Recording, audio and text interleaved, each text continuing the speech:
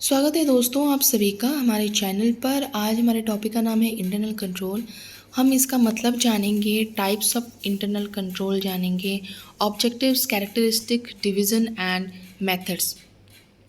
Hi, this is Niharika. I'm committed to provide presentation for basic understanding. One who wants more can find notes using online browser. Thank you. तो चलिए हम इसके meaning पर जाते हैं। According to the definition given by the American Institute of Certified Public Accountants, हम इस definition के हिसाब से internal control comprises the plan of organization and all of the coordinate methods and measures adopted within a business to safeguard its assets, check the accuracy and reliability of its accounting data, promote operational efficiency and encourage adherence to prescribed managerial policies। तो ये इसका definition है दोस्तों। Definition में नहीं जाके अगर हम इसको समझने की कोशिश करते हैं तो इंटरनल कंट्रोल वर्ड का मतलब क्या है। यहाँ पे अगर कंट्रोल आ जा रहा है तो हम क्या कर रहे हैं, अपने जो एक्शंस को हैं वो कंट्रोल कर रहे हैं। कैसे? ह्यूमन बॉडी में क्या करते हैं, हमारे जो नर्वस सिस्टम होता है वो क्या करता है, हमारे बॉडी के, ह्यूमन बॉडी को फंक्शनिंग को कंट्रोल करता है। क्या करना है क्या नहीं करना है, हम उसको कंट्रोल करते हैं। किसके हेल्प से? हमारे दिमाग से हम सोचते हैं कि हमको इस तरह से इसको करना है, और हमारा जो नर्वस सिस्टम है वो हमको हेल्प करता है फंक्शनिंग में। ठीक है, तो इंटरनल कंट्रोल ऑडिटिंग में सेम थिंग, ये भी एक फंक्शनिंग एप्लीकेशन है। नर्वस सिस्टम जैसे ह्यूमन बॉडी में होता है, तो यहाँ पे इंटरनल कंट्रोल जो है वो भी एक फंक्शनिंग सिस्टम है हमारे ऑडिटिंग के अंडर। ठीक है, तो यहाँ पे क्या होता है, हम कंफ्यूज खा जाते हैं कि इंटरनल कंट्रोल और इंटरनल ऑडिट में। तो जैसे मैंने पहले से इसका वीडियो बना रखा है इंटरनल ऑडिट का। इंटरनल ऑडिट जो है ये इंटरनल कंट्रोल के अंडर में आता है, नॉट कि इंटरनल ऑडिट और internal control is not same levelled is same. Okay, तो ऑडिट में जो है हम यहाँ पे ऑडिट में हम एक्यूरेसी चेक करते हैं, अकाउंटिंग डाटा के एरर और फ्रॉड को एड्रेस करते हैं। बट इंटरनल कंट्रोल जब आ जाता है तो यहाँ पे सिर्फ accuracy and reliability of accounting data is not being followed, but यहाँ पे प्लान ऑफ ऑर्गेनाइजेशन आते हैं, कोऑर्डिनेटिंग मेथड्स को भी फॉलो करना पड़ता है। जो मेजर्स हमने लिए हैं, जो अडॉप्ट किए हैं, उसको देखना पड़ता है, और क्या लेने वाले हैं उसके लिए डिसीज़न हमको मिल जाता है इंटरनल कंट्रोल के हेल्प से। तो यहाँ पे हम एफिशिएंसी को टेस्ट आउट करते हैं और इनकरेज करते हैं कि जो भी मैनेजरल पॉलिसीज हमको फॉलो अप करना है, whether it is about accounting, general accounting principles, और फ्रॉम द हायर अथॉरिटी, जो भी हमको ऑर्डर्स या रूल को फॉलो करना है उसको देख के हमको जो भी करना है उसको हम यहाँ पे करते हैं।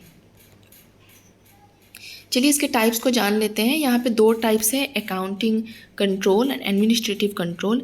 अकाउंटिंग कंट्रोल जो होता है ये एडमिनिस्ट्रेटिव कंट्रोल के अंडर आता है। अकाउंटिंग कंट्रोल यहाँ पे क्या हम एश्योर करते हैं, जो हमारे हायर अथॉरिटी है, high level top level management है या मिडिल लेवल मैनेजमेंट है, वहाँ से जो भी अथॉरिटी, जिसके पास भी रिस्पॉन्सिबिलिटी और अथॉरिटी है, वो हमको जो भी पॉलिसीज़ वगैरह बोल रहे हैं कि हमको इस तरह के रूल्स फॉलो करना है, प्रोसीजर फॉलो करना है, और अपना जो फंक्शनिंग बॉडी है उसको इस तरह से काम चलाना है, तो उसको हमको फॉलो करना पड़ता है। फिर हमको ये एश्योर करना पड़ता है कि ये जनरली एक्सेप्टेड अकाउंटिंग प्रिंसिपल्स को हमने फॉलो करके जो हमारा स्टेटमेंट बनाया गया है कि नहीं। फिर आता है सही एक्शन हमने लिए हैं कि नहीं, ताकि हम कुछ डिफरेंस बना सकें, गुड डिफरेंस। ओके, तो जहाँ पे हम कुछ फ्रॉड या कुछ एरर मिलता है हमको, या कहीं पे कोई दिक्कत आती है, तो उसके रेस्पेक्ट में हमने जो नए रूल्स बनाए हैं उसकी तरफ से हम एक्ट कर रहे हैं कि नहीं, और इसका कुछ रिज़ल्ट आ रहा है कि नहीं, ये सब कुछ अकाउंटिंग कंट्रोल में आता है। एडमिनिस्ट्रेटिव कंट्रोल के बारे में अगर मैं बात करूँ, इसका बहुत ही वाइड स्कोप है। यहाँ पे हम अकाउंटिंग कंट्रोल ही नहीं बल्कि रिस्पॉन्सिबिलिटी अकाउंटिंग, एम्प्लॉय का ट्रेनिंग प्रोग्राम्स, क्वालिटी कंट्रोल और परफॉर्मेंस रिपोर्ट जो हमको सेंड करना रहता है हमारे टॉप लेवल मैनेजर्स को, वो सब भी हम यहाँ पे फॉलो अप करते हैं। मोशन स्टडी, फिर हम लोग एनालाइज करते हैं, स्टैटिस्टिकल एनालिसिस, स्ट्रैटेजी एनालिसिस, ये सब कुछ आ जाता है एडमिनिस्ट्रेटिव कंट्रोल के अंडर। तो यहाँ पे ऑब्जेक्टिव्स की अगर हम बात करें तो हम यहाँ पे, हमारा ऑब्जेक्टिव क्या है, इंटरनल कंट्रोल का ऑब्जेक्टिव्स क्या है, orderly and efficient conduct of business. Business orderly जा रहा है कि नहीं, जैसे हमने इसको स्टेप वाइज हमने इसको फॉलोअप करने के बारे में सोचा है, जो रूल्स हमने रखा है उसके हिसाब से ये जा रहा है कि नहीं, और एफिशिएंसी कैसा है, एफिशिएंट है या नहीं। ऑर्डरली क्यों चाहिए दोस्तों, आप अगर स्टेप वाइज एक सिस्टम में अगर आप काम नहीं करते हैं तो क्या होता है, आप रिपीटेटिवली उसी स्टेप में जाते हैं जो स्टेप की पहले से हो चुका है। और आप अगर कोई भी काम, सपोज़ आपको आपका प्रोडक्शन हो रहा है, चिप्स का प्रोडक्शन है, उसमें सॉल्ट चाहिए, पेपरमिंट चाहिए, जो कुछ भी चाहिए, तो वो सब कुछ हमको एक प्रोसेस में ही उसको फिलअप कर देना होता है। ऐसा नहीं कि आपको फिर से पटाटो मिल गया, फिर आपको मैन्युफैक्चर हो गया, डिलीवर हो गया, तो आप उस पटाटो को फिर बीच में जाके वहाँ पे फिर इन्वॉल्वमेंट देंगे कि नहीं इसको डालना है, तो हमको मतलब बीच में रोक रहे हैं काम और फिर उसको कर रहे हैं, फिर रिपीटेडली कर रहे हैं। नहीं, हम एक साथ जो हैं सारे रिसोर्सेज को अवेलेबल कराते हैं वन प्लेस में, स्टेप वाइज प्रोसेस में।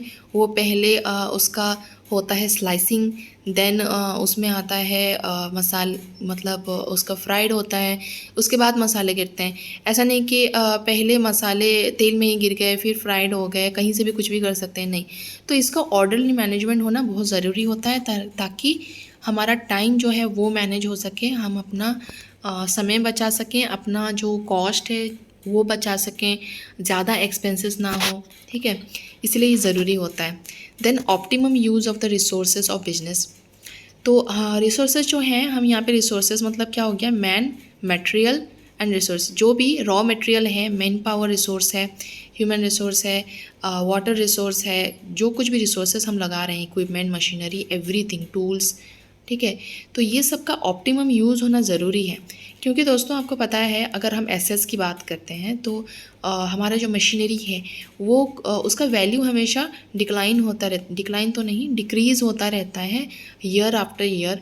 तो कैसे होता है, हम जब उसको ओवर यूज़ करते हैं, जहाँ पे हमको ज़रूरत नहीं है, ओवरली उसको चलाते हैं, तो क्या होता है, वो जल्दी ख़राब होता है मशीनरी।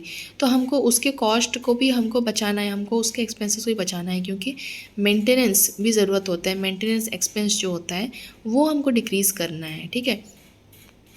तो इसीलिए रिसोर्सेज का ऑप्टिमम यूज़ होना ज़रूरी है, जिसकी अवेलेबिलिटी नहीं है, suppose certain oil and certain gas, certain coal, which is there is scarcity of resources. तो उस चीज़ को अगर हम ऑप्टिमम यूज़ नहीं करेंगे तो हमको बाद में रिसोर्सेज अवेलेबल नहीं होंगे ताकि हम फर्दर मैन्युफैक्चर कर सकें। तो इसीलिए ये सब कुछ ज़रूरी होता है। Then adherence to managerial policies, हम यहाँ पे एश्योर करते हैं, हमारा ऑब्जेक्टिव ये रहता है कि हम मैनेजरल पॉलिसी को जो उसको हम कंसीडर करके ही आगे बढ़ें इंटरनल कंट्रोल में। क्योंकि अगर हम उसको नहीं देख के आगे बढ़ रहे हैं तो ये हमारा रूल्स के हिसाब से नहीं जा रहा है और उसमें कई सारे दिक्कत आ सकते हैं, ठीक है। Avoidance of waste and inefficiency, किसी भी तरह के वेस्टेज हो रहे हैं, एरर्स हो रहा है, कोई मशीनरी काम नहीं कर पा रही है किसी पर्टिकुलर प्लेस में, या कि मतलब ये सब जो चीज़ है इसको कैसे अवॉइड कर पाएँ। अगर हम पहले से हम नहीं जान पाएंगे कि मशीन में जो है ऑयलिंग प्रॉब्लम है, या इस मशीन में मोटर नहीं चल रहा है ठीक से, हमको नया मोटर चाहिए, तो क्या होगा, आपका काम ही रुक जाएगा। आपके फैक्ट्री के जो मतलब कुछ भी है काम, कोई भी फंक्शन है, मैं सिर्फ मैन्युफैक्चरिंग की बात नहीं करूँगी, मैं बात करूँगी कि आपका जो ऑफिशियल ड्यूटी है, सपोज़ आपके जो मैनेजर्स हैं वो आज आ नहीं सकते, तो इसको पहले से एड्रेस करना ज़रूरी है कि अगर मैनेजर्स आज नहीं आ रहे हैं तो वहाँ पे कौन हैंडल करेगा सिचुएशन को। आपका जो जूनियर मैनेजर या कोई असिस्टेंट है वो हैंडल करेगा, या कौन क्या करने वाला है, और रिस्पॉन्सिबिलिटी कैसे डिवाइड करने वाले हैं एम्प्लॉयज़ के अंडर, ये सब कुछ होना ज़रूरी होता है। इसीलिए हमको इसको अवॉइड करने के लिए, किसी भी तरह के रिस्क, अनसर्टेनिटीज़ को अवॉइड करने के लिए हमको ज़रूरी होता है कि हम पहले से उसको एड्रेस करें, आइडेंटिफाई करें, तब जाके हम कोई भी प्रॉब्लम को अवॉइड कर सकते हैं। Then protection of business assets, business assets जो हैं उनका प्रोटेक्शन हम किस तरह से करते हैं, हम उसको अवेलेबल तो कराते हैं, उसके मेंटेनेंस भी हैं, उसको उसमें डेप्रिशिएशन भी लगते हैं, तो उनका प्रोटेक्शन के लिए हमको उसको कंटिन्यूसली, आपका सपोज़ आप फर्नीचर है आपका, तो उसको कंटिन्यूसली हमको क्या करना है, साफ़ करना है, सैनिटाइज़ करना है फॉर द कस्टमर्स, हमारे ऑफिस मतलब ऑफिस यूज़ के लिए, ठीक है, ये प्रोटेक्शन है। या फिर आपका ऑफिस है जो कि दिन ब दिन जो है उसके कलर फेड हो रहे हैं, ऑफिस में में जो है मशीनरीज़ की प्रॉब्लम्स आ रही हैं, मशीनरीज़ जो हैं ओल्ड हैं, डिफेक्ट होने लग रहे हैं, तो उसको हम कैसे सिक्योर करेंगे, उसको कैसे प्रोटेक्ट करेंगे। हमको जो चीज़ भी चाहिए, जो पर्सन चाहिए मशीनरी ठीक करने के लिए उसको बुलाएंगे। आपके बिल्डिंग का कंस्ट्रक्शन आपको ज़्यादा चाहिए, ठीक है, तो उसके लिए हम फिर से री इन्वेस्ट करेंगे, क्योंकि ऐसा अगर हो गया कि हमको रिक्वायरमेंट से ज़्यादा डिमांड है बट हमको हमारे पास एक्स्ट्रा ब्रांच चाहिए, फैक्ट्री चाहिए और अवेलेबल अब नहीं करा पा रहे हैं हम राइट टाइम में, तो क्या होगा, ये हमारे एसेट्स का लॉस होगा, क्योंकि हम एसेट्स तो कंटिन्यूसली आ रहे हैं, ये हम मेरा चल रहा है, सप्लाई एंड डिमांड हमेशा पार में ही चल रहा है। लेकिन अगर हम टाइम टू टाइम कोई चीज़ को अवेलेबल नहीं कराते हैं, तो मेंटेनेंस नहीं कराते हैं, तो हमारा ही लॉस होता है, ठीक है। हमारे एसेट्स जो हैं वो पड़े पड़े ही ख़राब हो जाते हैं, ठीक है। उसका कंटिन्यूसली उसका वर्किंग ज़रूरी है। गाड़ी पड़े पड़े, जैसे हम लोग का गाड़ी पड़े पड़े, उसको बिना रनिंग के क्या होता है, गाड़ी नहीं चलता है, स्टार्ट नहीं होता, या फिर कुछ अदर सिम्टम्स भी दिखाई देते हैं, ठीक है। उसी तरह prevention and detection of errors and frauds, हम फ्रॉड को पहले से ही, एरर को पहले से ही डिटेक्ट कर पाते हैं और उसको प्रिवेंट कर पाते हैं, रोक पाते हैं, या फिर उसको होने से बचा सकते हैं। किसी भी तरह के एरर को या फ्रॉड को होने से पहले उसको एड्रेस करके बचा सकते हैं। कैसे? इंटरनल कंट्रोल के हेल्प से। Maintenance of complete, up to date, accurate and reliable accounting data, तो यहाँ पे हम पूरा ही एक्यूरेसी हम देखते हैं कि ये मेंटेनेंस हो रहा है, एक्यूरेट है, अप टू डेट है। ऐसा नहीं है कि अभी कुछ डाटा आया और उसको हमने नहीं डाला है रिपोर्ट में, तो सारे डाटा अभी से अब तक, मतलब कि ये चाहे क्वार्टरली के हिसाब से आप रिपोर्ट बना रहे हैं या किसी भी तरह से बना रहे हैं, उसके अंडर आपको अपडेट हमेशा करना पड़ेगा कि मार्केट में क्या चल रहा है, उसके हिसाब से हमको क्या रिक्वायरमेंट है, वो सब कुछ अप टू डेट रहना ज़रूरी है आज के ज़माने में। लेकिन अगर ये नहीं हो पाया तो हम कॉम्पिटिटिव एडवांटेज जो है उस पर हम नहीं खरे उतर पाएंगे और कट थ्रोट कंपटीशन में जो पीछे रह जाएंगे। जैसे हम बॉस्टन कंसल्टिंग ग्रुप के मेथड्स के हिसाब से अगर आप देखते हैं, तो हम एक ऐसे पोजीशन में जा सकते हैं, एक डॉगमा रूल की तरफ जा सकते हैं, जहाँ पे हमारा कुछ पोजीशन नहीं बचेगा अगर हम अपडेट नहीं करते अपने आप को according to the modern society. तो अभी अगर कुछ मतलब कंपनीज हैं वो यूज़ कर रहे हैं higher level of technology, artificial intelligence, website use कर रहे हैं, अगर वो सब कुछ हम नहीं करेंगे तो हमारा बिजनेस जो है वो पीछे रह जाएगा, टाइम मैनेजमेंट नहीं हो पाएगा, हमारे फाइल्स मैनेजमेंट नहीं हो पाएंगे। तो सब कुछ इसीलिए अप टू डेट रहना बहुत ज़रूरी होता है। और वो कैसे होगा? इंटरनल कंट्रोल अगर सही रहेगा तो ये सब कुछ टाइम टू टाइम हम कर सकते हैं। Evaluation of efficiency of performance, तो परफॉर्मेंस अगर हम बात करें कि हमारा जो मैन्युफैक्चरिंग डिपार्टमेंट है या ट्रेनिंग डिपार्टमेंट है, एम्प्लॉयज़ अगर ट्रेन हो गए हैं बट उनका परफॉर्मेंस कैसा चल रहा है उसको भी हमको एवेल्यूएट करना पड़ता है। अगर हम वो एवेल्यूएट नहीं करते हैं तो हम नहीं जान पाएंगे कि हमको और किस तरह के ट्रेनिंग प्रोवाइड करनी पड़ेगी एम्प्लॉयज़ को, और एम्प्लॉयज़ किस सेक्शन में, कौन से फंक्शनिंग के डिपार्टमेंट में वीक पड़ रहे हैं, वो हम जान नहीं पाएंगे, एड्रेस नहीं कर पाएंगे, ठीक है। और वो एड्रेस करेंगे तो क्या होगा, हमारा जो प्रोडक्शन है वो और ज़्यादा, जो एम्प्लॉयज़ हैं उनकी प्रोडक्टिविटी लॉस होगी, वो प्रोडक्टिव फील नहीं करेंगे क्योंकि वो नहीं जान पा रहे हैं कि उनको करना क्या है, कैसे उनको नए काम लाने हैं, नई चीज़ें करनी है। तो उस सब के मेंटेनेंस के लिए ये ज़रूरी होता है। देन आता है determination of the nature and extent of audit test. Audit में जो भी हम लोग टेस्ट आउट कर रहे हैं उसके नेचर, एक्सटेंट को डिटरमाइन करना ज़रूरी होता है। अगर हम नहीं कर रहे हैं ऑडिट में, जो कुछ भी टेस्ट्स की ज़रूरत है अगर हम वो नहीं कर पा रहे हैं तो इसमें क्या होता है, हमारा ही लॉस होता है, क्योंकि एक भी अगर कोई भी चीज़ अगर कहीं पे एंट्री जो है एरर हो गई, कोई भी एक तरह का फ्रॉड हुआ, तो रिस्पॉन्सिबिलिटी किस पे जाती है? ये सिर्फ ओनर्स और शेयर होल्डर्स के ऊपर रिस्पॉन्सिबिलिटी नहीं होती, बल्कि कुछ हद तक ऑडिटर के ऊपर भी रिस्पॉन्सिबिलिटी होती है। और ऑडिटर रिस्पॉन्सिबल होता है कि कुछ पार्ट के लॉसेस जो हैं वो बियर करे, क्योंकि नुकसान जो है वो ऑडिटर की वजह से हुआ है, ठीक है, नॉट इवन अकाउंटेंट की वजह से। क्योंकि अकाउंटेंट तो वो उसको जो भी डाटा मिलते हैं वो कर देता है, वो दिखा देता है करके, लेकिन उसका वेरिफिकेशन जो है वो ऑडिट ऑफिसर ही करता है। वो जाके वेरीफाई करता है कि जो भी इंफॉर्मेशन हमारे अकाउंटिंग डाटा में है वो सब कुछ एक्यूरेट है कि नहीं, कहीं पे फॉल्स है या नहीं। वो कहीं पे भी जा सकता है, कभी भी ऑफिसर्स के साथ वो इंक्वायर कर सकता है, बिल देख सकता है, फाइल्स चेक कर सकता है। अगर वो ये चीज़ नहीं कर रहा है, कहीं पे अगर उसका एरर हो जा रहा है तो उसके लिए भी ये एक प्रॉब्लमेटिक सिचुएशन बन जाती है। तो इंटरनल कंट्रोल जो है इसका ऑब्जेक्टिव यही है कि कुछ हद तक इसके नेचर और एक्सटेंट को ऑडिट टेस्ट के माध्यम से डिटरमाइन किया जा सके। अब चलिए शुरू करते हैं, इसके कैरेक्टरिस्टिक्स क्या हैं, एसेंशियल्स क्या हैं, ये जानेंगे। तो अगर हमको चाहते हैं कि हमारा जो सिस्टमेटिक वे है, नर्वस सिस्टम, इंटरनल कंट्रोल जो है वो सही से जाए, तो हमको इन चीज़ों पे ध्यान रखना पड़ता है। सबसे पहले plan of organisation. Plan of organisation कैसा है, वैसे ये वेल डेवलप्ड प्लान है या नहीं, इसका रिस्पॉन्सिबिलिटी प्रॉपरली हम सेपरेट डिपार्टमेंट में हम इसको डिवाइड करे रहे हैं कि नहीं कर पा रहे हैं, क्योंकि डिफरेंट डिपार्टमेंट में डिफरेंट रिस्पॉन्सिबिलिटी देना ज़रूरी है, नहीं तो कन्फ्लिक्ट आते हैं। और हम अगर different responsibility different section different person को नहीं देते हैं तो क्या होता है, अगर किसी भी सेक्शन में कुछ प्रॉब्लम हुआ तो हम उसके लिए किसको ज़िम्मेदार ठहराएंगे, किसको बोलेंगे कि ये आपकी वजह से हुआ, ये लॉसेस जो है और हम आपके सैलरी काटने वाले हैं, या फिर हम आपके आपकी जो गलती है उसको आपको भरपाई करने वाले मतलब करना पड़ेगा या पनिशमेंट देना है, या आपको नाइट ड्यूटी भी करनी पड़ेगी। तो ये हम कैसे करेंगे अगर हमको पता ही नहीं है कि ये एक्चुअली गलती कहाँ से हुई, किसके द्वारा हुई। तो इसीलिए हमको यहाँ पे क्या करना पड़ता है, ऑर्गेनाइज्ड वे में सब कुछ होना ज़रूरी है। ठीक है, आजकल के ज़माने में ऑपरेशनल हायरार्की जिसे बोलते हैं, कब कहाँ पे क्या करना है, वो सब चीज़ों को डिवीज़न करना बहुत ज़रूरी होता है।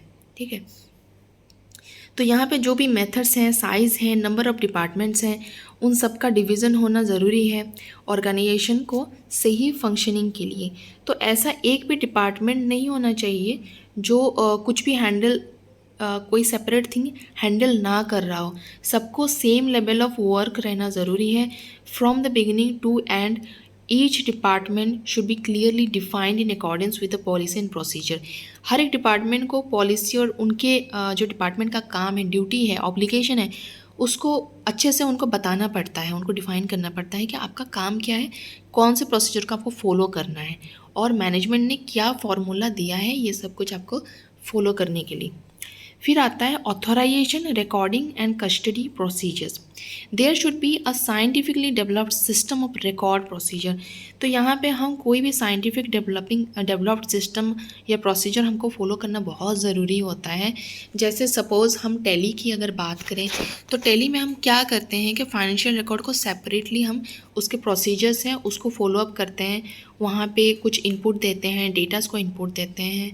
तो अगर आपका कंपनी का काम है कि उनको मैनेजमेंट इंफॉर्मेशन सिस्टम को यूज़ करना है या टैली को यूज़ करना है, ERP 9 को यूज़ करना है, तो वो ये सब कुछ करने के लिए उनका पॉलिसीज़ के हिसाब से उनको ज़रूरी है, क्योंकि उनके पास अथॉरिटी उनको दिया गया है, उनको रिकॉर्ड करना है।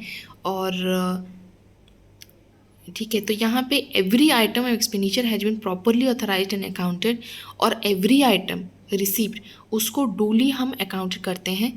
देन आपको फ़ंड मैनेज करना रहता है, जिसकी वजह से ये रिकॉर्डिंग होना ज़रूरी है। अगर आपको फ़ंड मिल गया है लेकिन आप बजट जो है अच्छे से आप उसको सही जगह में यूटिलाइज़ नहीं कर रहे हैं, कहीं पे ज़्यादा कर जा रहे हैं, कहीं पे कम कर जा रहे हैं, जिससे क्या हो रहा है, आपका फ़ंड जो है आपको लेक भी हो सकते हैं बाद में। ठीक है, इसीलिए ये ज़रूरी होता है कि रिकॉर्डिंग्स जो है उनको फॉलोअप किया जा सके और उसका रिपोर्ट मैनेजमेंट को पहुँचाया जा सके। ठीक है, sound administrative practices. Administrative practices बहुत ही साउंड और ट्रेडिशनल हो, ये ज़रूरी होता है। जैसे रिटन डिस्क्रिप्शन में जैसे लिखा गया है कि ड्यूटीज़ कैसे हैं, कैसे ऑब्लिगेशंस हैं, क्या करना है पर्टिकुलर सिचुएशन में, ताकि हम कोई भी कन्फ्यूज़न को अवॉइड कर सकें। बजटरी कंट्रोल, स्टैंडर्ड कॉस्टिंग, ये सब कुछ ज़रूरी होता है। ठीक है, then quality of the personal. The personnel engaged in the business should be of high quality and character with a thorough understanding of their responsibility and a proper background of training and abilities. तो personal की quality ऐसी होनी चाहिए कि वो जो employees को training दे रहे हैं वो ट्रेनिंग का जो ऑब्जेक्टिव है वो सक्सेसफुल रहे। अगर हमारे पर्सनल ही मतलब लो में है, अपडेटेड नहीं है टाइम के साथ, वो अब नहीं जानते हैं, नॉलेज नहीं है, स्किल नहीं है, तो वो ट्रेनिंग कैसे प्रोवाइड करेंगे। तो ये सिर्फ नहीं होता है कि क्वालिटी जो रहता है वो सिर्फ एम्प्लॉयज़ की ज़रूरत नहीं है, बल्कि हमारे जो पर्सनल हैं उनकी भी ज़रूरत होती है कि क्वालिटी बोथ साइड होना चाहिए। अगर एम्प्लॉय का ये क्वालिटी नहीं है कि वो समझ सके, नॉलेज ग्रैब कर सके, अडेप्ट कर सके, स्किल अडेप्ट कर सके, जल्दी से क्विक लर्नर अगर वो नहीं होगा, तो जितने भी ट्रेनिंग उसको प्रोवाइड किए जाएंगे ये एक तरह से लॉस हो जाएगा कंपनी के लिए। ठीक है, उसका टाइम लॉस होगा, उसका जो एक्सपेंसेस उसका लॉस होगा। बिकॉज एज वी नो कि हमारे पास जो ट्रेनिंग प्रोवाइड हम करते हैं उसमें हमारे कुछ एक्सपेंसेस होते हैं, क्योंकि हमारे ट्रैवलिंग एक्सपेंसेस, आपके जो इक्विपमेंट एक्सपेंसेस, मशीनरीज, ये सब कुछ लगते हैं। वहाँ पे कोई भी प्रोडक्ट का अगर लॉस होता है तो वो भी हमारे लिए एक्सपेंस है, क्योंकि ये ड्यूरिंग ट्रेनिंग ये सब कुछ हो रहा है। तो क्वालिटी ऑफ पर्सनल, जहाँ पे स्टाफ की बात आती है, जो ट्रेनर है उसकी बात आती है, अगर ट्रेनी का भी क्वालिटी रहना ज़रूरी होता है। अगर वो अपडेटेड नहीं है तो हमारे कंपनी के लिए ये कुछ फ़ायदेमंद नहीं है, डेवलपमेंट नहीं हो सकता हमारे कंपनी। ठीक है, अब देखते हैं डिविजन्स ऑफ इंटरनल कंट्रोल। हम इसको कैसे डिवाइड करते हैं। Internal control is a wider term which includes all types of management control. It depends upon the nature of business and the environment which it works. The main divisions of an overall internal control system covers general financial control, cash control, employees remuneration, trading transaction, stock maintenance, fixed assets and investments. तो ये सब कुछ divisions हैं जो बहुत ज़रूरी होता है इंटरनल कंट्रोल सिस्टम के अंडर। इस तरह से हम डिवाइड करते हैं जनरल फाइनेंशियल कंट्रोल, जहाँ पे फाइनेंशियल कंट्रोल का काम होता है उसका इंट्रोडक्शनरी एफिशिएंट सिस्टम, उसका adequate supervision, recording, duplicating system, efficient staff, maintenance of staff relationship between staff is very important. जैसे इंडस्ट्रियल रिलेशन की अगर हम बात करें, coworker to coworker, employee to employee to coworker, इसका ज़रूरी होता है उसका रिलेशनशिप सही जाए। अगर वो नहीं जाती है सही तो हमारा फाइनेंशियल कंट्रोल में भी दिक्कत आता है। ठीक है, in this system adequate flow of information to the management should be developed.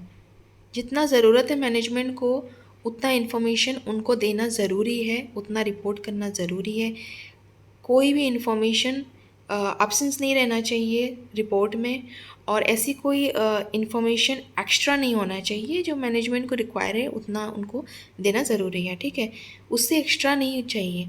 तो सुपरवाइजिंग स्टाफ कौन है वो जाके डिलीवर करेगा, ये वो इंश्योर करेगा कि एफिशिएंटली काम हो रहा है कि नहीं, वर्किंग कितना इफ़ेक्टिव है वो उसको बताता है, किसको, मैनेजमेंट को, वो इसकी इन्फॉर्मेशन देता है। देन आता है कैश कंट्रोल। कैश कंट्रोल के अंडर में क्या क्या काम होता है। कैश कंट्रोल को हम life blood of A business भी कहते हैं। तो इसका एक फर्टल ग्राउंड होता है। अगर कैश कंट्रोल सही से ना हो तो जो भी एरर हो रहा है, जो भी फ्रॉड हो रहा है, उसको हैंडल करना मुश्किल बन जाता है। ठीक है, तो ऑडिटर को हमेशा एग्जामाइन करना पड़ता है कि इंटरनल कंट्रोल का जो सिस्टम है वो कैश रिसिप्ट, सारा कुछ कैश रिसिप्ट के अकॉर्डिंगली है कि नहीं। ऐसा तो नहीं है कि कैश रिसिप्ट नहीं है बट हमने एंट्री एक्स्ट्रा कर ली है। पेमेंट जो है, पेमेंट हम सही से कर रहे हैं कि नहीं, उसका बिल जो है सही से पे कर रहे हैं कि नहीं। ठीक है, तो यहाँ पे किसी भी तरह के एरर को हम एक्सेप्ट नहीं कर सकते हैं। कैश कंट्रोल में दिक्कत आ जाएगा अगर हम करते हैं। एक भी एक्स्ट्रा पेमेंट अगर हम कर देते हैं तो ये हमारे लिए एक्सपेंसेस है। एक भी एक्स्ट्रा हम किसी से ले जाते हैं या एक्स्ट्रा हम मतलब जितना नहीं होना चाहिए उतना करते हैं तो वो भी प्रॉब्लम है। तो इसीलिए ये सेपरेट डिपार्टमेंट में हम इसको देखते हैं, सेपरेट डिवीज़न में। Employ remuneration. एम्प्लॉय रेमुनरेशन का एक डिफरेंट सेक्शन है जहाँ पे एम्प्लॉय के रेमुनरेशन को कैलकुलेट किया जाता है, एनालाइज किया जाता है कि किसको कितना पेमेंट ज़रूरी है, किसको कितना इंश्योरेंस मिलना चाहिए, किसको कितना बोनस मिलना चाहिए। उनके रिकॉर्ड्स होते हैं कि पंचिंग उनके कार्ड्स रहते हैं, कब वो लोग आ रहे हैं पर पर्सन, कब वो एंटर कर रहे हैं फैक्ट्री, कब लीव कर रहे हैं, कब वो ऑफिस एंटर कर रहे हैं, लीव कर रहे हैं, कितना काम कर रहे हैं, कितने काम वो कंप्लीट कर रहे हैं, कितने नहीं कर रहे हैं, कौन एम्प्लॉय ज़्यादा काम कर रहा है, उसके लिए उनको प्रमोशन मिल रहा है कि नहीं, उनको एडवांटेज मिल रहा है कि नहीं, करेक्ट पेमेंट हो रहा है कि नहीं, प्रॉपरली मेंटेन हो रहा है कि नहीं। ये सब कुछ यहाँ पे होता है एम्प्लॉय रेमुनरेशन के under. Then trading transaction. Trading transaction में होता है जितने भी परचेज, सेल्स, रिटर्न कितने हुए हैं, बेनिफिट्स कितने हो रहे हैं, प्रोसीजर्स कितने इफ़ेक्टिव हैं ट्रेडिंग के, ये सब कुछ यहाँ पे आ जाता है। गुड सिस्टम प्रोवाइड हो रहा है, यानी प्रोसीजर जो है, अथॉरिटी है या नहीं हमको इसको फॉलोअप करने का ट्रांजेक्शन को। Then recording, handling and accounting for goods sold, returns, ये सब कुछ प्रॉपरली यहाँ पे मेंटेन होते हैं अंडर ट्रेडिंग ट्रांजेक्शन। यहाँ पे जितने ट्रेडिंग के ट्रांजेक्शन है वो सब कुछ यहाँ पे रिकॉर्डेड होते हैं। देन स्टॉक मेंटेनेंस, जितने भी स्टॉक रह जा रहे हैं उनको, उनके लिए भी वल्नरेबिलिटी रहती है कि वो सही से अगर मेंटेन नहीं है, कहीं चूहे तो नहीं खा जा रहे हैं जितने स्टॉक रॉ मटेरियल्स हैं, तो ये रहता है। थेफ्ट हो रहा है, फायर तो नहीं लग जाएगा, हर चीज़ का ख्याल रखना यहाँ पे मेंटेनेंस, स्टॉक मेंटेनेंस के अंडर आ जाता है। ठीक है, चाहे हम रॉ मटेरियल्स की बात करें, work in progress, during work कुछ प्रॉब्लम है उस चीज़ को, फिनिश्ड गुड्स के सेफ गार्ड के लिए, ठीक है, ये सब कुछ यहाँ पे प्रॉपरली मेंटेन होता है अंडर स्टॉक मेंटेनेंस। देन आता है फिक्स्ड एसेट्स। तो कुछ एसेट्स जो हैं वो परमानेंट हैं नेचर में, और कुछ एसेट्स जो हैं वो धीरे धीरे जो हैं उनको रीसेल करना पड़ता है। मतलब कुछ चीज़ें हम रीसेल कर सकते हैं जो अच्छे से हैं, और कुछ एसेट्स जो हैं हम उसको रीसेल नहीं कर सकते। ठीक है, वो वहीं पड़ा पड़ा सड़ जाएगा, उसको कोई लेने वाला नहीं है, उसको ख़राब ही होना है वहीं रह के। जितना देर तक हम उसको यूज़ कर सकते हैं यूटिलाइज़ करेंगे, और जब यूटिलाइज़ करने के लायक नहीं बचेगा वो स्क्रैप में भी नहीं जा सकता, वो लॉस ही है, उसको हमको फेंकना ही है। ठीक है, कचरे में ही जाएगा वो। तो इस सब का चीज़ फिक्स्ड एसेट्स के अंडर में ये आता है कि यहाँ पे अथॉरिटी को कुछ राइट्स होते हैं कि वो कैपिटल एक्सपेंडिचर सैंक्शन करें, और वो क्लियरली डिफाइन करें कि यहाँ पे कैसे सेफगार्ड करना है एसेट्स को। ठीक है, सारे स्टेजेस में। इन्वेस्टमेंट्स, अब इन्वेस्टमेंट को सेफगार्ड की भी ज़रूरत है, तो उसके रिकॉर्ड भी करना बहुत ज़रूरी है। तो हमारे जो स्टेटमेंट्स हैं, अकाउंटिंग स्टेटमेंट्स हैं, वहाँ पे कुछ प्रोसीजर फॉलोअप किया जाता है कि जितने भी इन्वेस्टमेंट्स हैं, किसने कितना इन्वेस्ट किया है, किसको कितना मिलना है, जो हमारा प्रॉफिट रेशियो है, इन्वेस्टमेंट रेशियो है, ये ज़रूरी होता है। अगर पार्टनरशिप में है सपोज़, तो पार्टनर्स जो हैं, किसी ने 5,000 इन्वेस्ट किया, सपोज़ फॉर एग्जांपल एक पर्सन ने 5,000 इन्वेस्ट किया है, एक पर्सन ने 4,000 इन्वेस्ट किया है, तो यहाँ पे रेशियो आपका कितना होता है 5:4। तो हमारा जो प्रॉफिट है या डिविडेंड जो हम गेन करते हैं वो हमको कैसे डिवाइड करना है, उसके बेसिस में करना है। जिसने 5,000 मतलब किए हैं उनको 5/9 के हिसाब से उनको डिविडेंड जो है मिलेगा, प्रॉफिट मिलेगा, और 4,000 वाले को 5,000 वाले जो हमारे इन्वेस्टर्स हैं उनसे थोड़ा कम मिलेगा। ठीक है, तो इसी तरह से इन्वेस्टमेंट्स के रिकॉर्ड्स भी होना ज़रूरी होते हैं, और ये सारे रिकॉर्ड्स सिर्फ हमको नहीं बल्कि बैंक्स को ज़रूरी है, गवर्नमेंट को ज़रूरी है, और हर चीज़ को ज़रूरी है, ताकि हमारा जो कंपनी का लीगलिटी इलीगलिटी ये सब कुछ मैटर्स है वो सही से हम जान सकते हैं कि रूल्स प्रोसीजर ये सब फॉलो हो रहे हैं। ठीक है,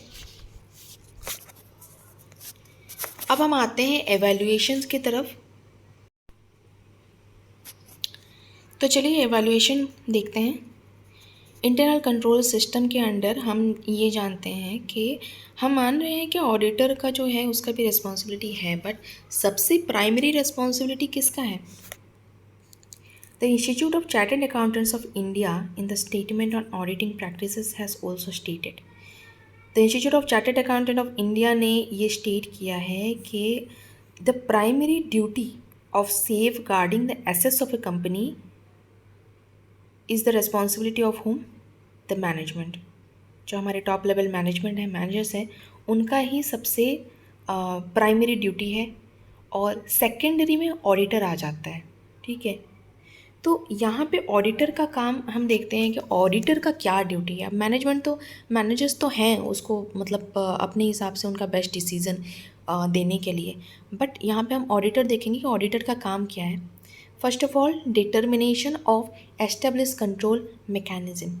ऑडिटर को सब कुछ स्टडी करने रहता है कि वो जो अकाउंटिंग सिस्टम है एंटरप्राइज का उसको स्टडी करना पड़ता है डिटेल में, मैनुअल्स में, सर्कुलर्स में, रिटन फॉर्म में, रजिस्टर में मेंटेन करना पड़ता है, ताकि मैकेनिज़्म का जो भी हम लोग का कंट्रोल मैकेनिज़्म है वो अच्छे से फंक्शन करे।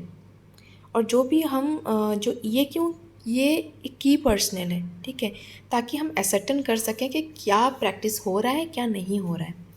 Then close examination of transaction. Auditor का काम है कि वो क्लोजली एग्जामाइन करे कि whether the records are fact, truth to the matter और नॉट। उनको चाहे विजिट करना पड़े, बिल चेक करना पड़े, रिसिप्ट चेक करना पड़े, कितने रिसिप्ट आए हैं, कितने मनी पास हुए हैं, वो एक एक रिसिप्ट्स को वहाँ पे देखता है, चेक करता है कि ये सब कुछ हुआ है कि नहीं हुआ है। ठीक है, ये ऑडिटर का काम रहता है। तो यहाँ पे एक पॉइंट रहता है डॉक्यूमेंटेशन। डॉक्यूमेंटेशन को कंपेयर करना एक्चुअल इवेंट में, एक्चुअल वर्क में, ये ऑडिटर का काम है।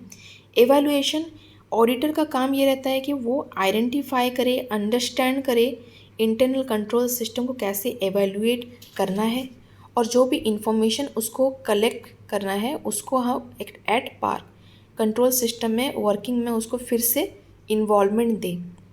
तो यहाँ पे क्या करता है, उसको कैसे हेल्प होता है, वो बहुत सारे क्वेश्चंस करता है, लोगों के पास जाता है, जो पर्सन है उसके पास जाता है, उसको क्वेश्चन करता है कि ये हुआ है कि नहीं, कितना आया है, सामान चेक करता है कि कितने बॉक्सेस आए हैं, कितने कार्टून्स आए हैं, कितने पेमेंट हो रहे हैं, वो देखता है।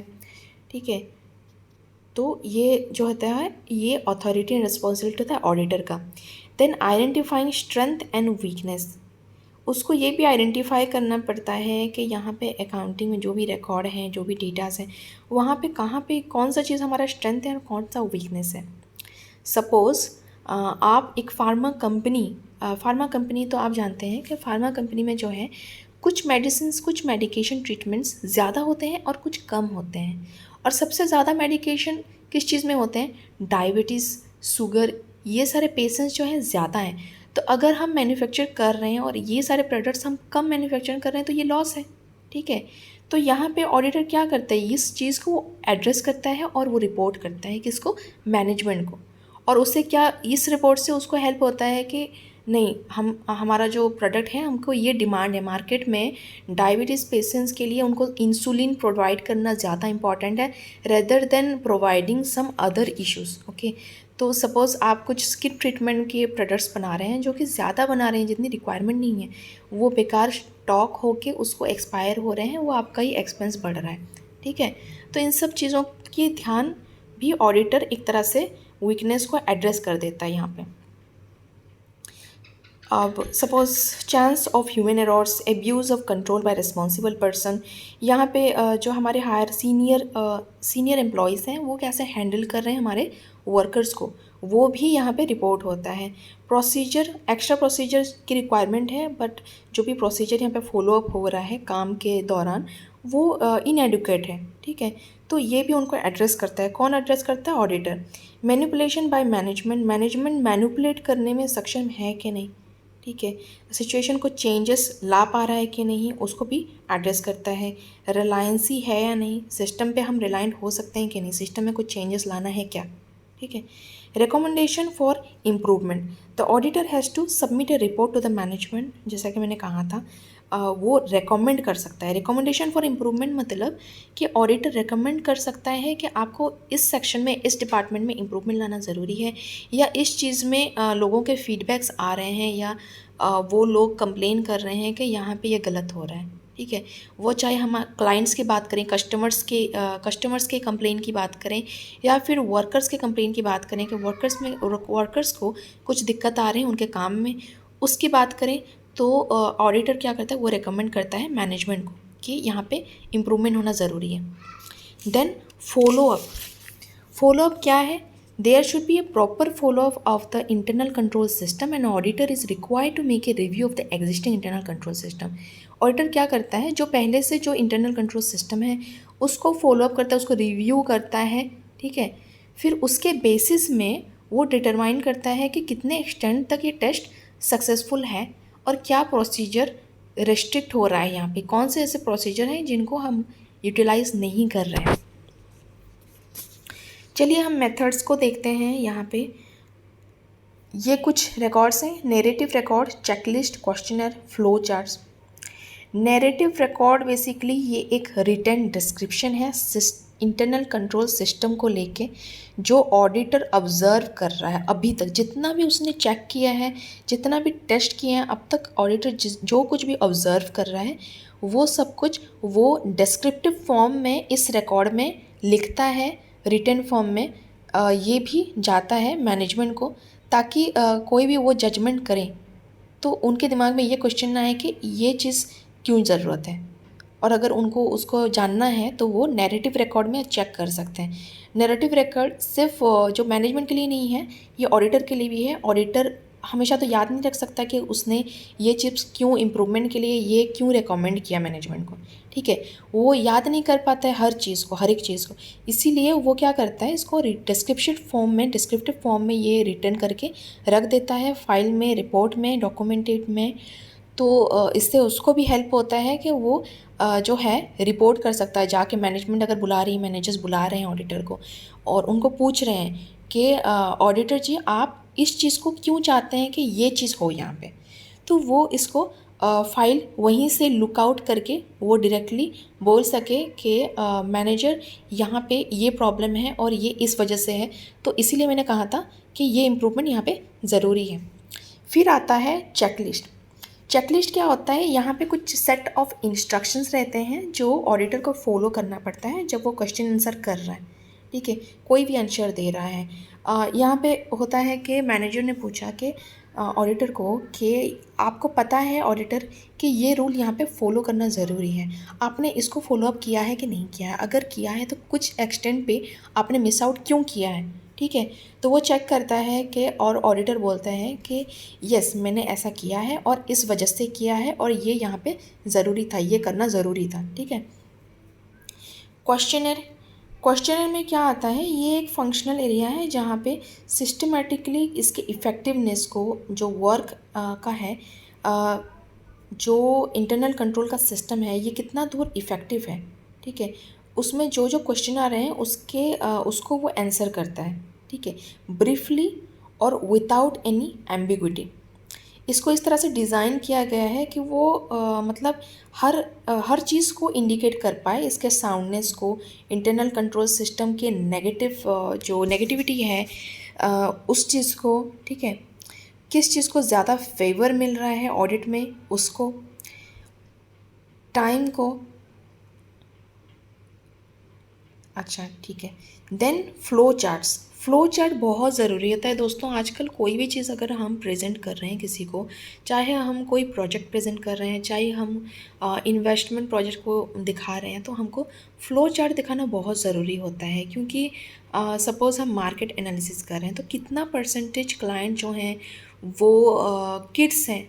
आप सपोज़ आप स्नैक्स बना रहे हैं किड्स के लिए, चॉकलेट्स या स्नैक्स, तो हमारे लिए ज़रूरी होता है कि हम फ्लो चार्ट में उसको रिप्रेजेंट करें कि इतने परसेंट जो हैं चिल्ड्रंस वो इस एज में हैं, इतने परसेंट चिल्ड्रन इस एज के हैं, और ये एज के चिल्ड्रन के फाइनेंशियल स्टेटस क्या है, और सर्टन एज इंडिविजुअल्स के फाइनेंशियल स्टेटस क्या है, कौन इसको हैंडल कर सकता है, किसके लिए चीप है, किसके लिए ये जो है ज़्यादा मतलब कि हाई रेट है और वो जो है अवेलेबल नहीं है कुछ किड्स के लिए, ठीक है। तो ये हम कैसे दिखाते हैं, साइमल्टेनियसली हम चार पांच चीज़ों को हम फ्लो चार्ट्स में मेंटेन करके हम शो कर सकते हैं कि यहाँ पे ये इशू है, ये चीज़ें हैं, ये चीज़ हमको करना है, ठीक है। इससे क्या होता है, हमको पता चलता है कि हम क्या इंग्रेडिएंट्स डालेंगे सब्जेक्ट में, कितने एयर डालेंगे चिप्स के पॉकेट में, हमको टॉयज़ चाहिए क्या चिप्स पैकेट में, तो स्मॉल टॉयज़ अफोर्डेबल होना चाहिए। ये सब चीज़ जो है ये फ्लो चार्ट्स में दिखानी ज़रूरी होती है, ठीक है। तो इसीलिए सिमिलरली ऑडिटिंग में भी हमको फ्लो चार्ट दिखाना ज़रूरी होता है कि कहाँ पे क्या प्रॉब्लम है और कैसे उसको दिखाना है। ये दिमाग में रह जाता है अगर हम फ्लो चार्ट देखते हैं। क्योंकि कई बार क्या होता है, हम अगर डिस्क्रिप्शन फॉर्म में जाएं या हम रिपोर्ट्स में जाएं तो वो सब दिमाग में नहीं रहता है, लेकिन हम अगर उसको प्रेजेंट करें जो हमारे मीटिंग्स में, एनुअल मीटिंग्स में, मैनेजर्स की मीटिंग्स में, तो उसको हम अच्छे से उसको दिमाग में डाल सकते हैं, मैनेजर्स को अच्छे से संभाल सकते हैं। थैंक यू दोस्तों। अगर आपको वीडियो पसंद आए तो लाइक, कमेंट, शेयर करना ना भूलें। आगे भी अगर आपको ऐसे वीडियोस चाहिए तो सब्सक्राइब ज़रूर करें। Thank you.